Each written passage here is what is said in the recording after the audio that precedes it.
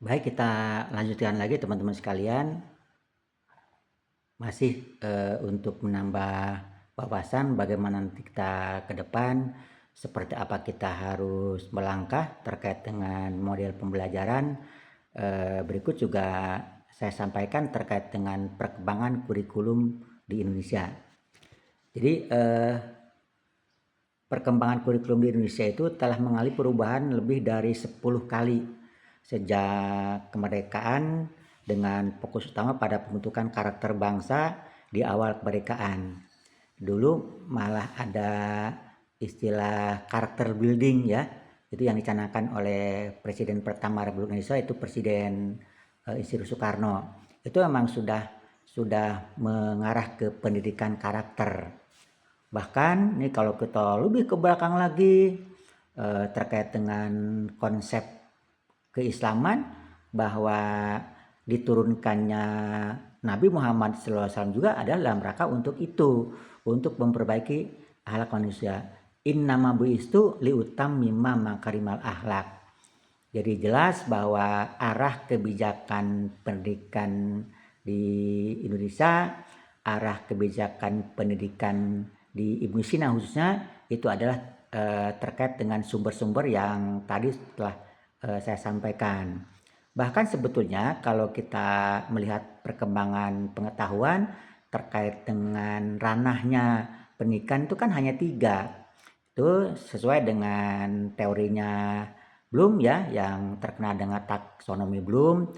Yang pertama itu adalah eh, knowledge ya, kognitif, kemudian afektif, dan yang ketiga itu ranahnya ranah eh, keterampilan atau psikomotor. Nah, tinggal sekarang diolah itu yang paling utama yang mana. Nah, kalau kita berdasarkan atas 2 sumber, yang pertama terkait dengan surat Luqman, yang kedua terkait dengan diturunkannya Nabi Muhammad SAW, maka kita juga mengikuti itu. Jadi pendidikan utama yang dijalankan oleh Yayasan Indonesia adalah pembentukan karakter, gitu ya. Eh, Peningkatan kompetensi dulu juga diterapkan di Indonesia, termasuk juga peningkatan kompetensi dan keaktifan siswa. Itu sampai dengan penerapan kurikulum merdeka yang saat ini berorientasi pada penguatan profil pelajar Pancasila dan fleksibilitas belajar ya, sampai dengan sekarang ada istilah deep learning ya, atau pembelajaran mendalam. Nah, seperti apa harus kita lakukan, seperti apa kita mensikapinya, kita urut dulu hal-hal yang berkenan dengan itu. Kemudian terkait dengan kebijakan pemerintah Indonesia, itu mulai di Orde Baru itu memang sudah ada kurikulum mulai dari tahun 1947, itu namanya rencana pelajaran ya. Kemudian ada revisi di tahun 1952, yaitu rencana pelajaran terurai ya, ada sedikit tambahan. Kemudian tahun 64 juga ada revisi kurikulum, yaitu dengan istilahnya rencana pendidikan. Nah, pada 64 itu menekankan konsep pancawardana, daya, cipta, rasa, karsa, karya, dan moral, serta pengembangan jasmani. Kalau sekarang di Jawa Barat juga ada ya, Pancawaluya namanya. Nanti apa hubungannya tuh dengan hal-hal tersebut? Kemudian kurikulum 68 juga di Orde Baru juga ada revisi. Nah, kalau ini berbasis politis ya, karena memang kondisi negaranya sedang seperti itu, sehingga mau tidak mau memang apapun dihubungkan dengan politis. Makanya bunyi kurikulumnya yang bersifat politis dengan penekanan pada pembinaan jiwa Pancasila, ketahanan, dan moral. Karena memang kondisinya seperti itu. Nah, setelah Orde Baru selesai atau istilah para politis itu tumbang ya, muncul Orde Baru. Sama, Orde Baru pun merancang terkait dengan kurikulumnya. Nah, di zamannya Orde Baru itu kurikulumnya sudah mulai dirumuskan pada tahun 1975. Nah, ini pada satu orientasinya adalah tujuan yang lebih efisien dan efektif dalam sistem satuan pelajaran. Maka dulu kan ada istilah SP ya, membuat SP guru itu, membuat satuan pelajaran. Ditulis tuh dulu mah itu ya. Jadi kalau salah misalnya sudah 2 lembar, balik deui, ditulis dari awal. Itulah pengalaman-pengalaman dulu sehingga memang ada perbedaan dengan yang sekarang. Kemudian pada tahun 1984 yang lahir tahun 60-an atau 70-an mungkin mengenal ya, itu ada kurikulum yang namanya CBSA, cara belajar siswa aktif. Ya, ini mengedepankan keaktifan siswa dalam mengamati dan memecahkan masalah. Nah, ini coba hubungkan dengan yang sekarang, dengan model pembelajaran sekarang yang memang sudah lagi bergeser dari teacher centered learning ke student centered learning. Ya, coba nanti ditelaah ini ya, kok sekarang sepertinya balik lagi ke yang lama kan seperti itu, karena memang sudah ada dari dulunya, hanya memang kendalanya karena tadi bahwa pendidikan sudah ditarik ke ranahnya politik sehingga pelaksanaannya juga sesuai dengan harapan para politisi ya. Nah, ini yang memang tidak boleh terjadi. Nah, kemudian di tahun 94 juga ada perubahan kurikulum atau revisi kurikulum ya. Kalau kurikulumnya sebetulnya tidak berubah. Yang berubah itu adalah caranya, cara mencapai tujuan. Makanya kadang-kadang kita juga suka salah memahami ya. Di setiap ganti rejim, ganti kurikulum, paling tidak seperti itu. Yang ganti itu caranya. Kalau ibaratnya memancing ikan, itu yang dirubahnya itu adalah pancingnya.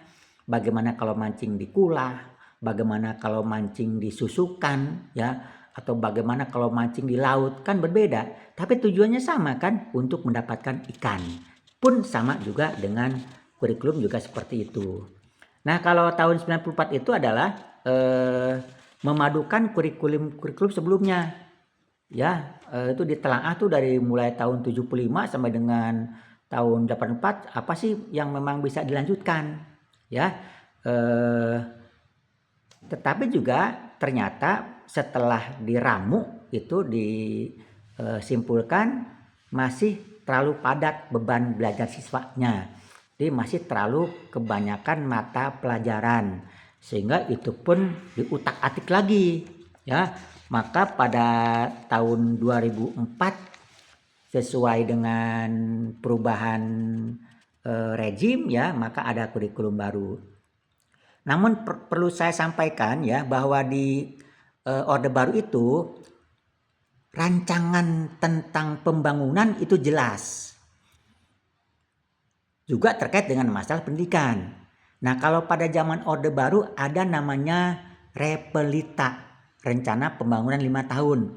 Nah, itu tahapan-tahapannya jelas. Repelita itu terdiri dari pelita, pembangunan 5 tahun. 5 tahun pertama apa sasarannya? Ya, misalnya dalam pendidikan.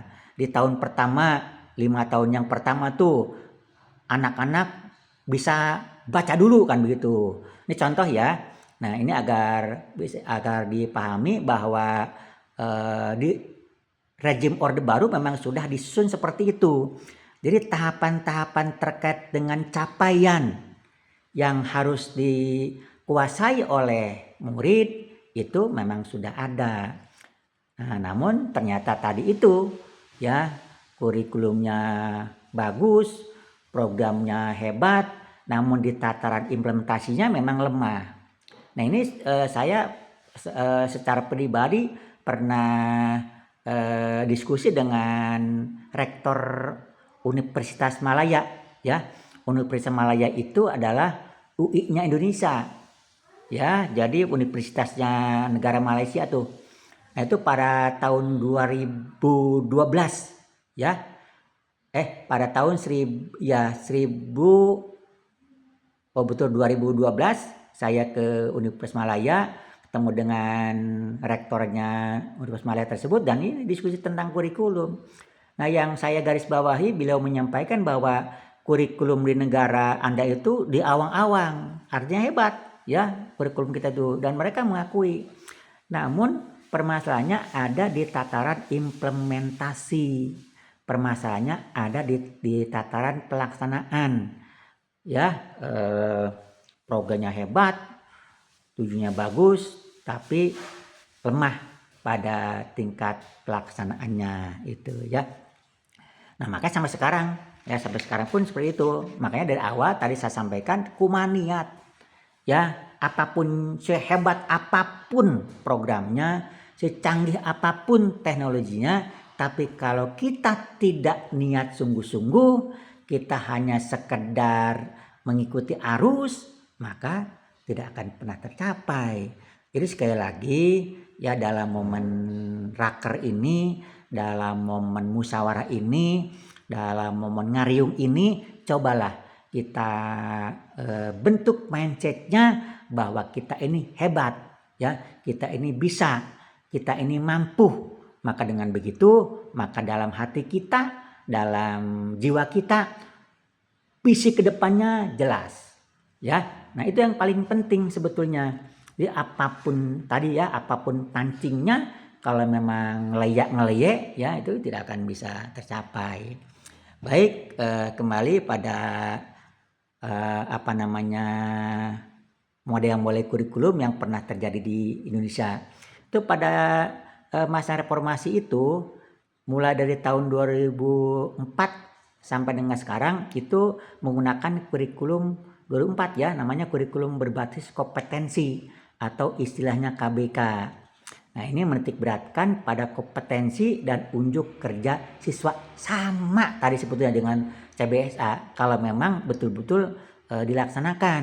Namun tadi ternyata dengan dihubungkannya dengan politik, maka suka tidak suka yang muncul ya, apalagi di kita kan banyak partai ya. Inilah permasalahannya, di partai ini setuju, kemudian ada yang partai tidak setuju, maka tujuan yang tadi sudah disetujui, sudah diketok palu, tapi di tengah-tengahnya ada kendala juga. Nah, itu ya, makanya saya mengajak para teman-teman, sesudahlah kita majukan Ibu Sina dan ikuti aturan yang ada di Yayasan Ibu Sina. Insya Allah kalau berpegang pada itu, maka apa yang kita harapkan dengan izin Allah maka akan tercapai.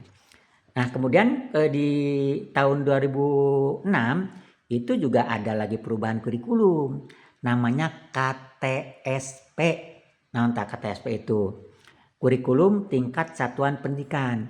Secara pribadi sebetulnya saya cenderung ke model ini, karena kalau menggunakan KTSP itu, bahasa saya itu, kita bisa melaksanakan apa yang kita punya sesuai dengan kondisi sekolah, sesuai dengan kondisi guru, sesuai dengan kondisi kemampuan, sesuai dengan adat istiadat kita. Maka dengan begitu muncul ya kearifan lokal, muncul kemampuan diri sendiri. Tapi ternyata itu juga tidak berumur panjang. Belum juga disahkannya tuh kurikulum KTSP, muncul lagi namanya kurikulum 2013 atau lebih terkenal dengan Kurtilasnya tuh.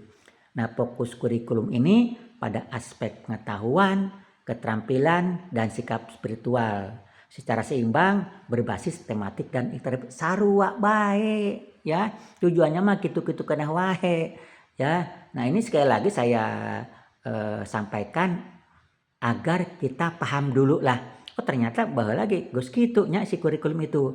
Tapi kenapa kok sekarang masih seperti ini? Akhirnya kembali lagi ke orang, kembali kepada kita. Ya, kembali lagi tadi kepada surat Ar-Rodu, kembali lagi kepada niat. Ya, itu. Nah, itu harus dicamkan. Kalau perlu nanti buat ya, sekarang itu Pak Yudi dan tim nanti hal-hal yang berkenan itu kemarin juga Pak Yudi menghadap saya juga, saya setuju tuh ya, buat banner atau buat apalah namanya, itu yang saya pengingatkan kita bahwa apapun perbuatannya tergantung pada niat itu ya, buat satu banner tuh dibagus-bagusin supaya macanya juga enak, kemudian surat ar-rodu tadi tuh ya, bahwa Ibu Sina itu tidak akan berubah ya, ini terjemahan kita ya, ini jangan disalah tafsirkan. Ibu Sina itu kalau mau merubah maka rubahlah oleh Ibu Sina. Coba saya juga sering menyampaikan itu kepada mahasiswa, kalau juga ngisi seminar terkait dengan slogannya yang ada di Bogor ya, kalau kita keluar dari tol tuh di depannya Botani kan ada tulisan yang memang itu sangat filosofis. Dinukiwari ngancik nubihari sejak ayeuna samperin jaga. Nah, nupiharteuna teh yang sekarang kita capai, yang sekarang kita nikmati, yang sekarang kita makan itu adalah akibat dari perbuatan masa lalu. Nah, yang sekarang kita lakukan, yang sekarang kita proses, yang sekarang kita garap ini nanti akan dituai hasilnya di masa yang akan datang. Runuta ya, semuanya kalau semuanya mengacu kepada filosofis sudah ada, tinggal orangnya hungkul, tinggal kita yang memang harus seperti itu ya. Jadi itu hal-hal yang berkenaan dengan kurikulum. Kemudian setelah Kurtilas juga almarhum, maka muncul kurikulum Merdeka gitu ya. Kebijakan terbaru yang berfokus pada materi esensial, pengembangan karakter fleksibilitas mengajar guru, dan proyek penguatan profil pelajar Pancasila. Maka dengan hal-hal seperti ini nanti mancingnya itu pakai apa? Nanti cara ngajarnya itu seperti apa ya? Nanti kita juga sampai kepada titik itu ya.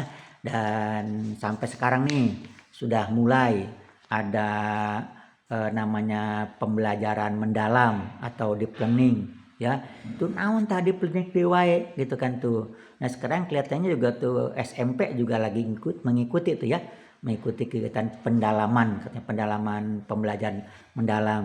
Itu adalah model pendekatan pendidikan yang berpusat pada siswa untuk mencapai pemahaman bermakna melalui 3 prinsip utama ya.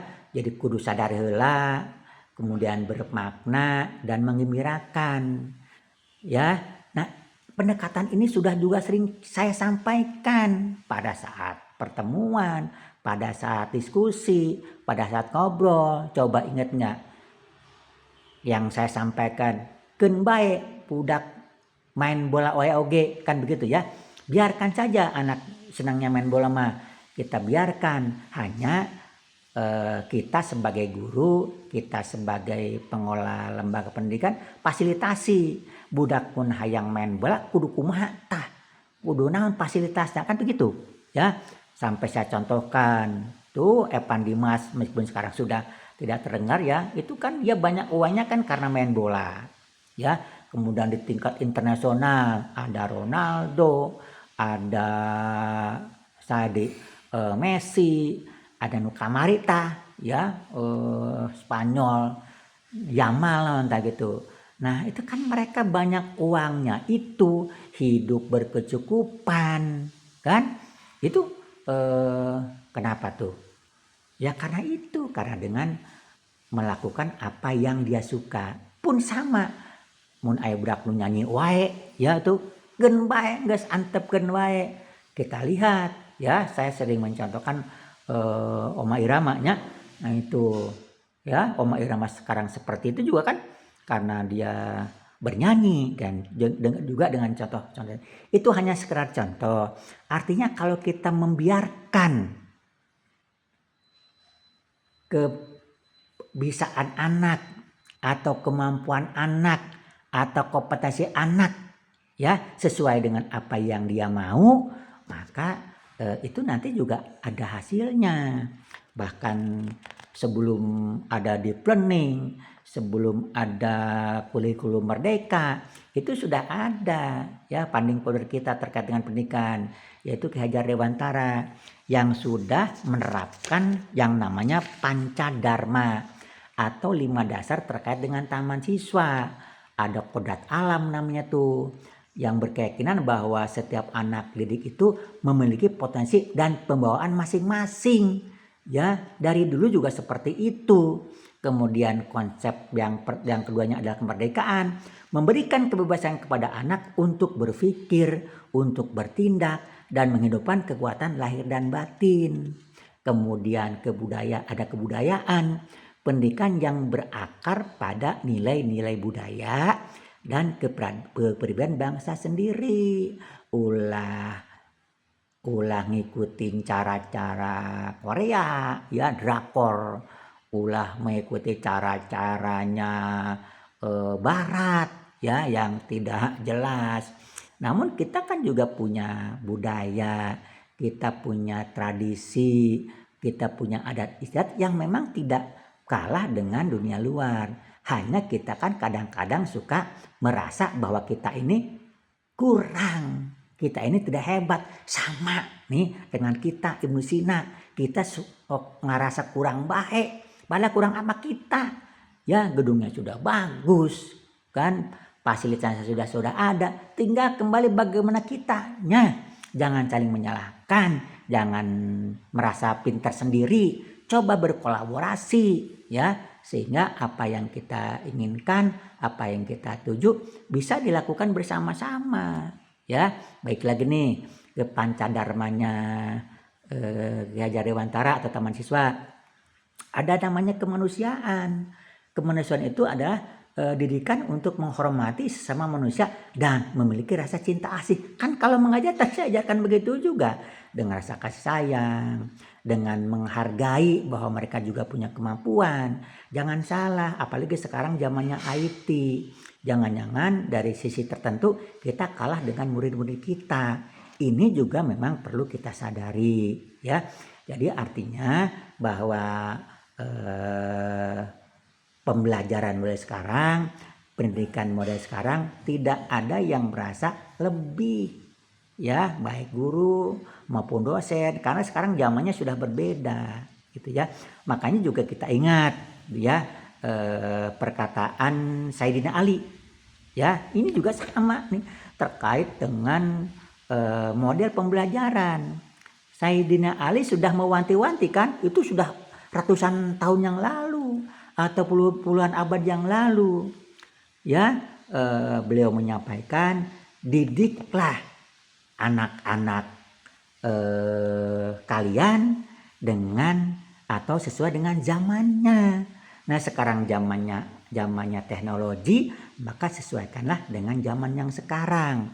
Memang harus berubah, harus harus ada perbaikan, harus ada perubahan ya.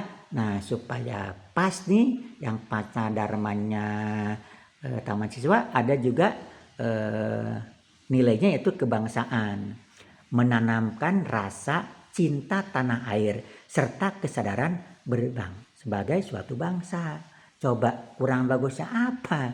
Tapi kan kita lupa ya, pemerintah kita lupa, para pejabat kita khususnya di dunia pendidikan juga pokok bahwa apa yang sudah dicanangkan oleh Ki Hajar Dewantara melalui perguruan taman siswa sudah sangat cukup, tinggal bagaimana kita mengembangkannya itu ya.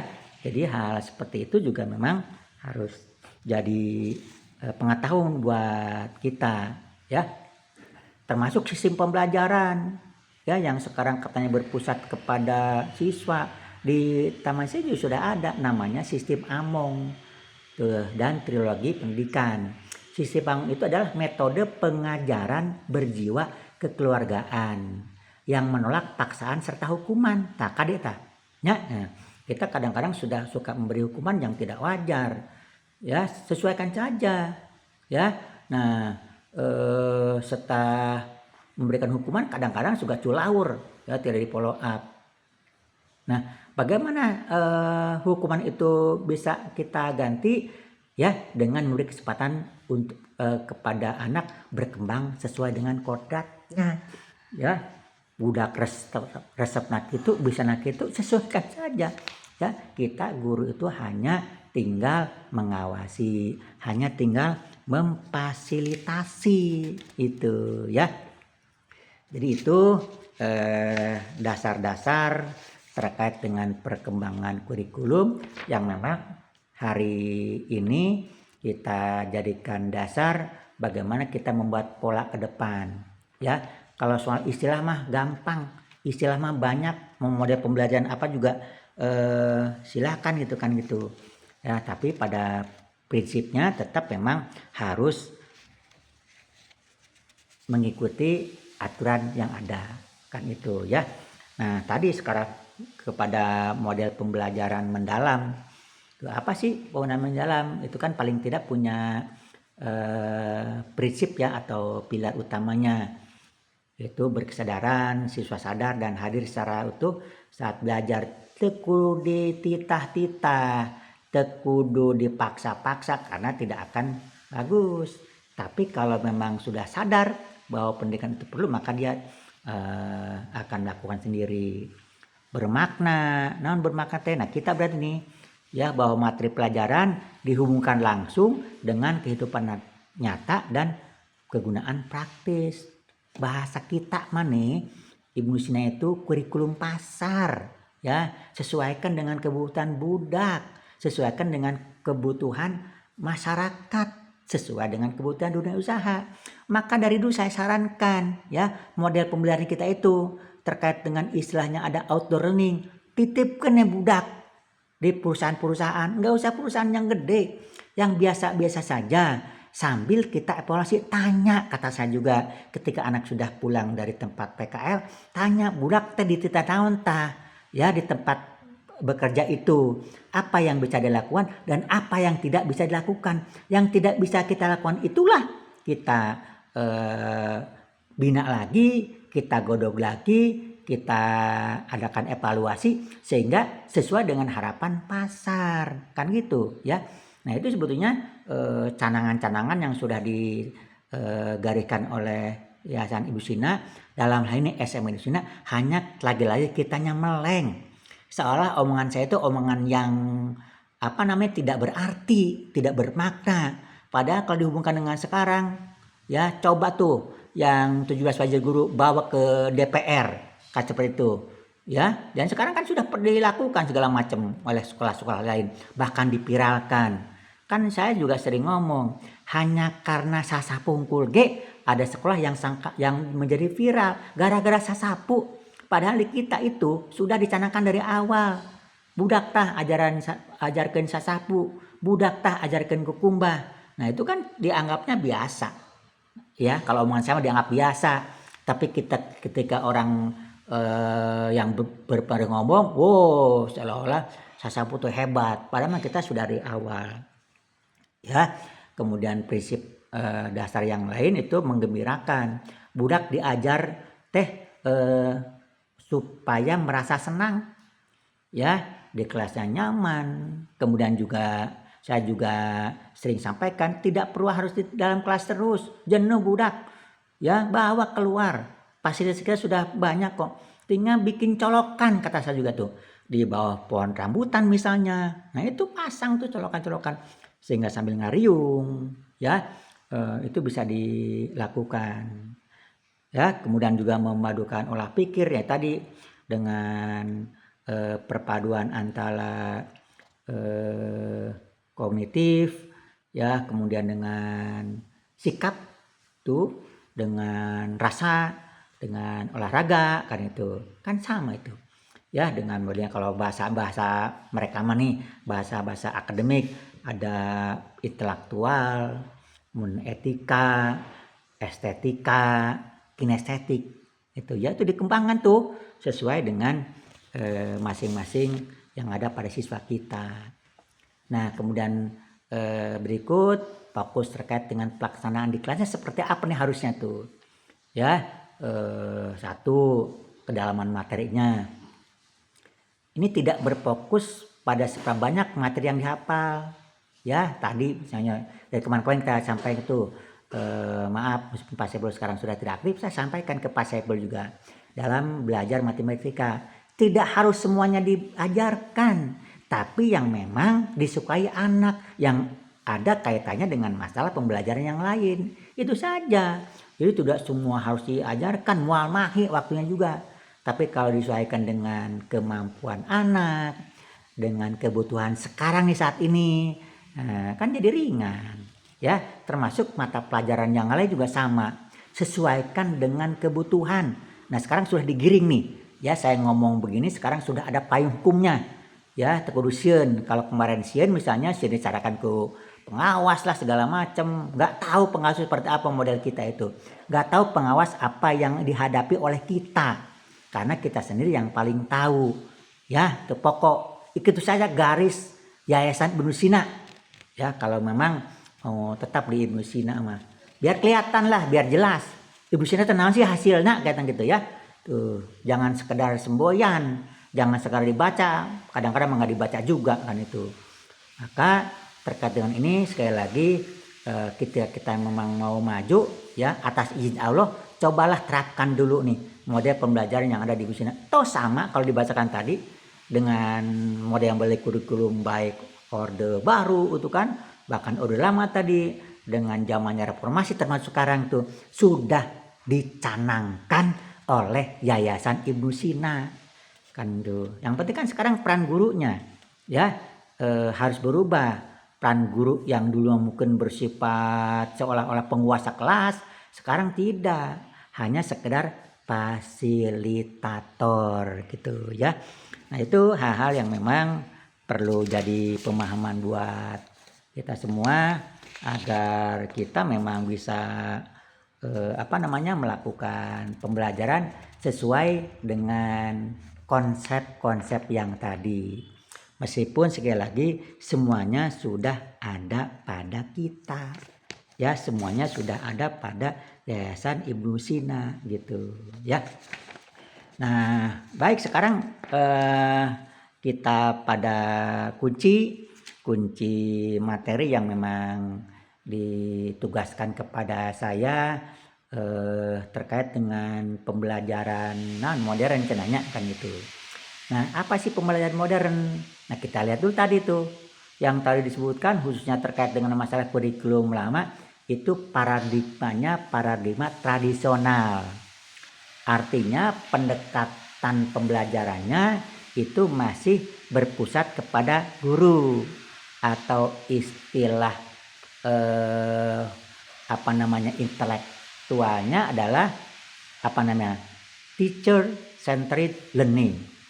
Ya, pembelajaran bersifat pada guru, seolah-olah guru lah yang paling berkuasa. Dengan apa modelnya? Ya dengan ceramah kan gitu ya.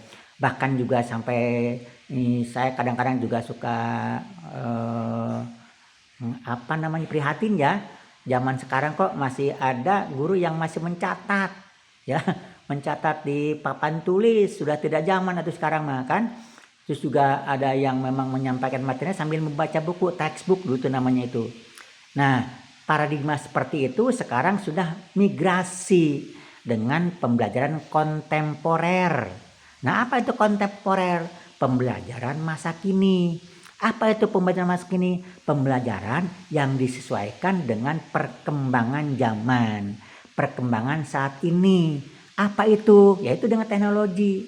Ya, sekarang kan ada yang namanya ChatGPT gitu ya. Nah, itu silakan tuh.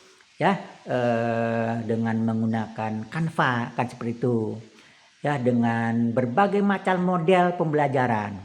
Bahkan terkait dengan itu saya juga sudah menyusun sebuah buku terkait dengan inovasi pembelajaran. Karena sekarang memang sudah layak melakukan inovasi pembelajaran. Karena sudah tidak bisa lagi bahwa inovasi dalam pembelajaran itu menjadi suatu kebutuhan yang sangat penting di tengah perkembangan zaman yang semakin dinamis. Kan sekarang perubahan sosial, perkembangan teknologi dan informasi, serta tantangan globalisasi menuntut sistem pendidikan untuk terus beradaptasi agar mampu menghasilkan peserta didik yang memiliki kompetensi, ya. Jadi istilahnya pembelajaran modern itu beradaptasi dari pembelajaran yang memang berpusat kepada guru, ya, itu tradisional, bermigrasi ke pembelajaran yang berpusat kepada siswa, ya. Modelnya kan banyak, makanya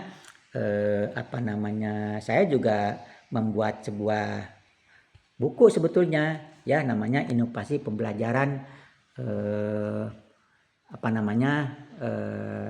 modern, ya. Namun ternyata tidak bisa di-shoot, ya. Tuh nanti di bawah saja hasilnya. Nah, apa dalam konsep pembelajaran modern itu? Ya sekarang sudah tidak lagi kita sebagai penguasa, sebagai guru, tapi harus dengan siswa. Dengan cara apa? Dengan cara diskusi. Kan kalau diskusi itu sudah anak yang melakukan kegiatan. Ya, satu di antara itu. Silakan diskusi dikembangkan. Kemudian sekarang juga ada model pembelajaran project based learning. Ya, itu kan kemarin sudah diterapkan oleh mata pelajaran IPAS kalau tidak salah itu Wuhan itu contohnya tuh kan bikin project tuh, ya. Kalau dengan project itu asesmennya pun berbeda, tidak pertanyaan apakah, tidak pertanyaan di manakah, tapi kan membuat laporan, ya, membuat laporan terkait dengan project yang dilakukan, ya. Ada juga memberikan kesempatan kepada siswa nih untuk menyelesaikan permasalahan sendiri, namanya apa tuh? PBL, ya,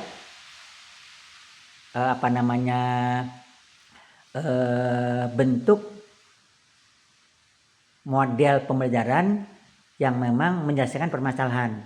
Tuh apa tuh istilahnya tuh namanya tuh, ya. Ada PJBL, ada PBL. Nah, hal-hal semacam itu yang memang sekarang harus dilakukan. Nah, sekarang kan lebih mudah lagi sekarang, ya. Adanya TAI, ya.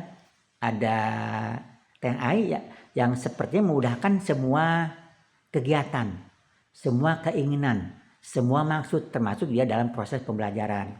Saya dulu memang salah seorang yang memang menentang pembelajaran menggunakan TAI ini, ya. Karena kenapa? Karena kan seolah-olah anak tidak berpikir. Padahal dalam konsep pembelajaran tadi sudah disebutkan bagaimana kita membuat anak menjadi berpikir kritis dengan berdiskusi, ya, dengan memecahkan masalah, ya, tuh. Nah, sehingga anak bisa berkreasi. Tapi kan dengan adanya TAI, ya, atau AI, ya, bahasa lainnya mah, itu kan segalanya dengan mudah.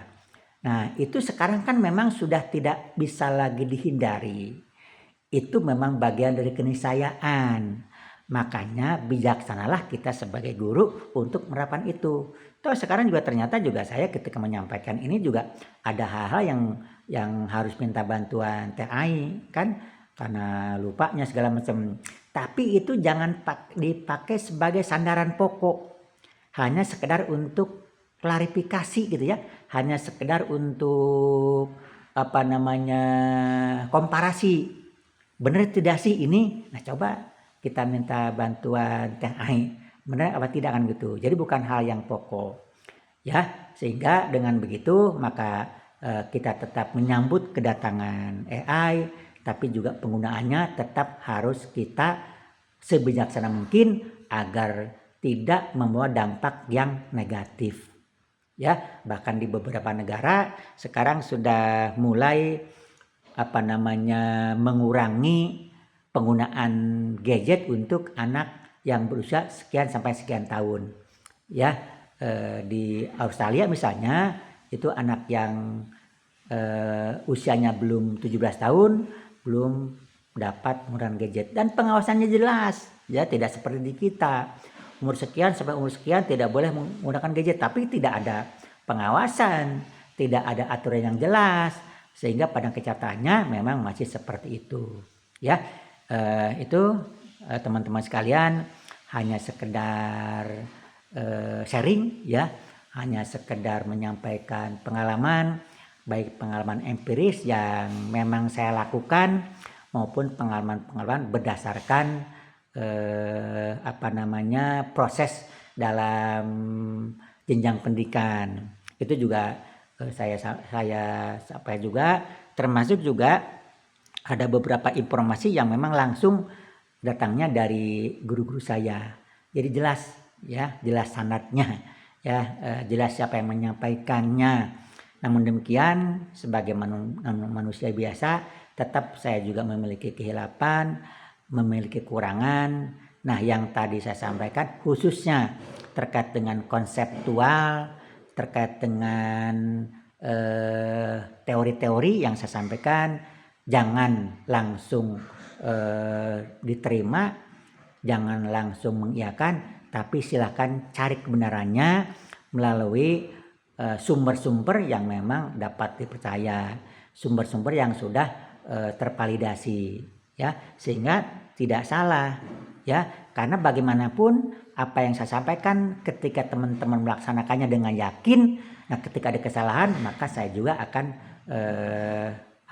kena dosanya ya. Oleh karena itu saya lagi sebagai seorang guru, saya juga mengingatkan kepada teman-teman, apa yang saya sampaikan disaring dulu ya, dilihat dulu sumbernya. Kalau ternyata memang benar, kemudian ternyata memang bermanfaat untuk teman-teman dan untuk kemaslahatan murid-murid kita, maka pergunakanlah ya. Tapi kalau ternyata tidak, jangan digunakan ya. Kan ada bahasa, kebenaran hanya milik Allah, kekurangan karena dasarnya memang manusia itu al-insan ma'alul khoto' wa nisan ya. Selamat melaksanakan kegiatan workshop, semoga nilai-nilai kebersamaan, nilai-nilai kekeluargaan kita terapkan dalam mengemban amanah dari yayasan untuk melaksanakan tugas-tugas khusus menemani siswa ya. Dalam peribahasa Sunda ada peribahasa nih, sapa pahit sama manis, sabagja sacilaka ya, artinya kebersamaan dalam suka dan duka. Ada juga di Sunda itu banyak istilah-istilah yang memang luar biasa filosofisnya ya, seperti misalnya dalam rangka untuk kekompakan, untuk kebersamaan, ada peribahasa sarendek saigel sabobot sapi hanean ya. Itu artinya seia sekata, kompak, saling membantu, gotong royong dalam mencapai tujuan kita, dalam mencapai tujuan Yayasan Ibnu Sina. Selamat berkarya, semoga apa yang kita lakukan, apa yang kita niatkan diberikan kemudahan, diberikan kelancaran, diberikan bimbingan. Satu hal yang saya harus ingatkan, ini juga saya dapatkan dari guru saya, bahwa semua yang kita lakukan itu hanya mengharapkan rahmat dari Allah Subhanahu wa taala. Tidak ada kata susah, tidak ada kata sulit. Ya, kita ingat bagaimana Nabi Yunus kok tetap hidup di dalam perut ikan. Itu karena rahmatnya Allah. Bagaimana Nabi Musa sudah terkepung ya di pinggir laut, akhirnya masuk ke laut, tapi karena rahmat Allah tiba-tiba lautnya jadi terbelah. Ya, satu lagi nih sebagai contoh, seserem-seremnya singa, segalak-galaknya singa, tapi kan anaknya tidak dimakan. Kenapa? Karena itu ada rahmat Allah. Oleh karena itu mari kita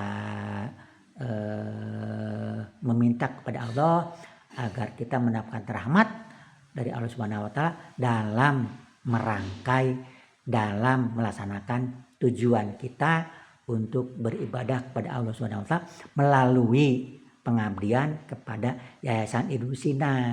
Ada yang menjadi guru, ada yang menjadi staf, ada yang menjadi karyawan dan lain sebagainya. Terima kasih, selamat berworkshop. Semoga Allah meridhoi kita semua. Billahi taufik wal hidayah. Wassalamualaikum warahmatullahi wabarakatuh.